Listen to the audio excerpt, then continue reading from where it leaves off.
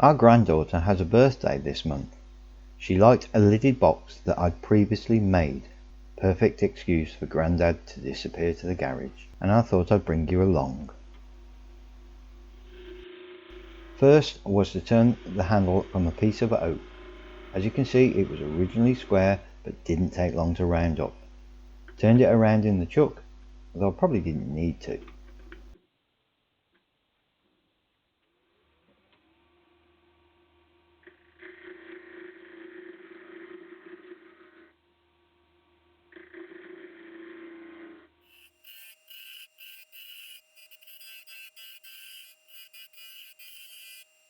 Now to start shaping.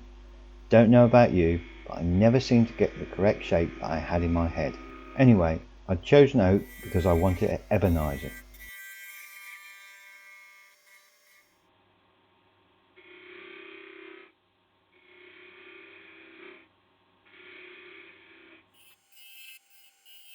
Unfortunately, was using a point and shoot camera with a battery life of not much more than 0. I lost the footage of the ebonizing. I think it was quite cool applying a rusty solution of steel wool and vinegar and watching the reaction. I've included some stills of before and after the ebonizing.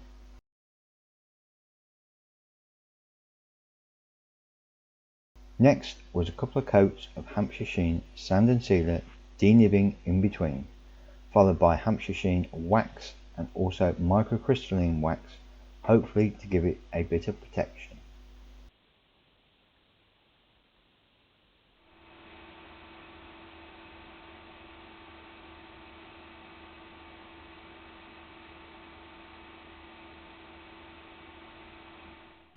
Next, it's time to part off. I tried to catch the handle, also tried to keep my hand out of the way of the camera. That was never going to work. How many of us have ended up with a handful of sawdust instead of the job?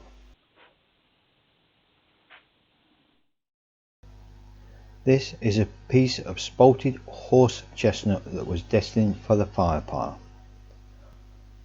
The coloured centre is where I was experimenting with texturing and colouring.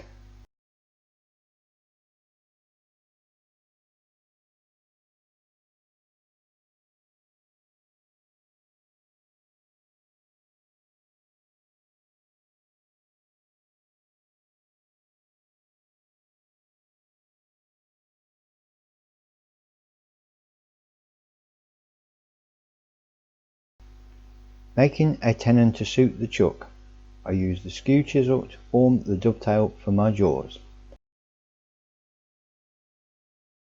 Then to measure the length and divide into thirds, i.e. 2/3 is the base and 1/3 is the lid.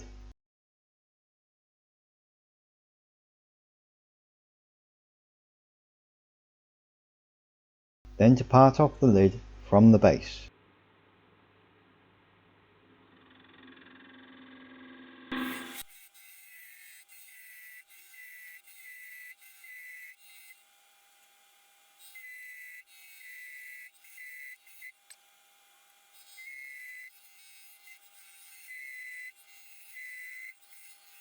I thought it was safer to use the saw for the last bit. Didn't fancy trying to catch this bit after the last effort. I swapped out the base and the lid in the chuck and flattened.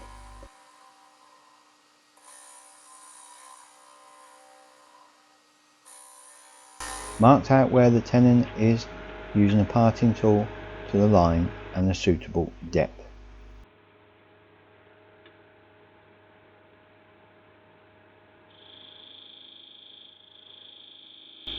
I watched Mike Walt demo his technique for box making and I agree with him, and a curved inner lid looks so much nicer.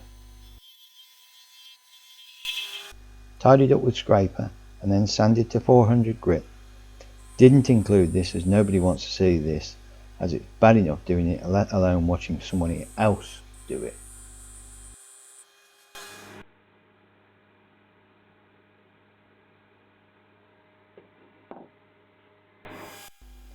Applied 2 coats of sand and sealer as the wood was very punky.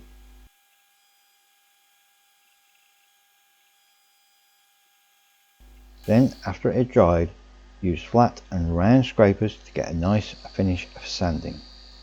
Again the battery failed, so lost footage of applying Hampshire Sheen High Gloss and Hampshire Sheen Microcrystalline Wax.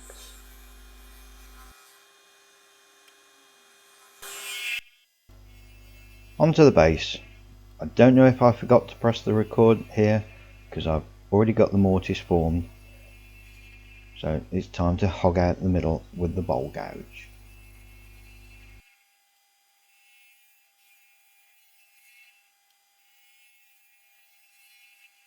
Here I check the depth of the bowl and compare to the outside to check how much is still to remove.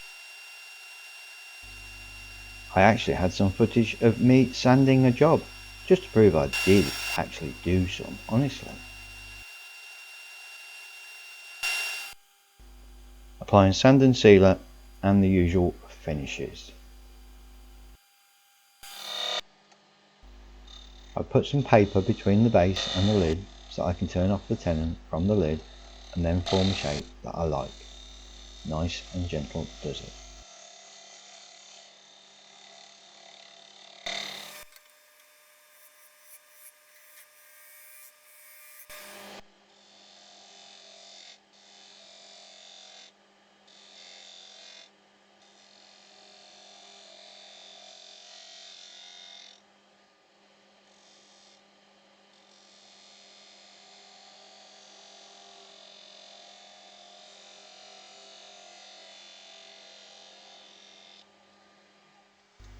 While the base was still in the chuck, I rounded off the bottom as I thought it would look nicer.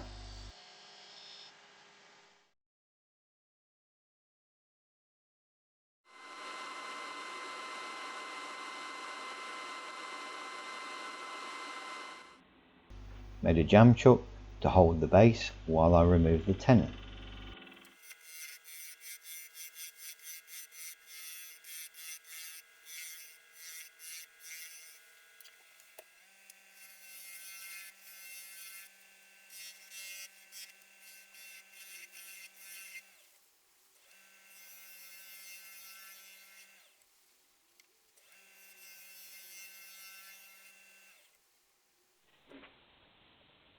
Then it was the usual finishing of sand and sealer, high gloss and microcrystalline wax.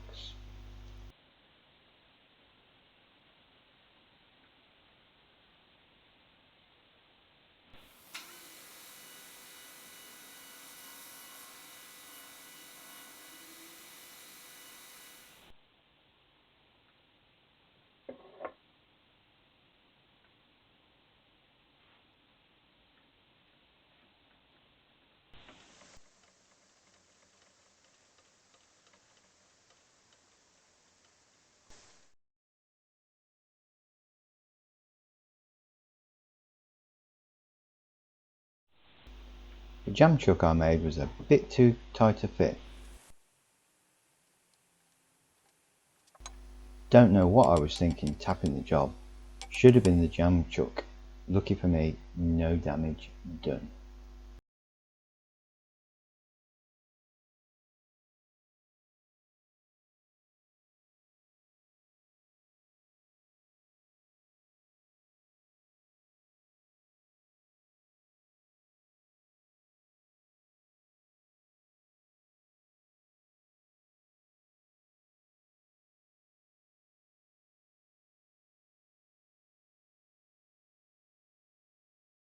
I took some photos of the finished box.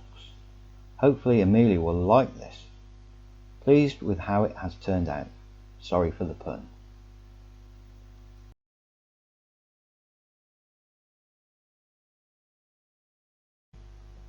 Thanks for watching. Please tick the like button if you enjoyed and consider subscribing if you haven't already. And to my subscribers, a big thank you for your support. Hope to see you soon on the next one. Cheers, Jeff.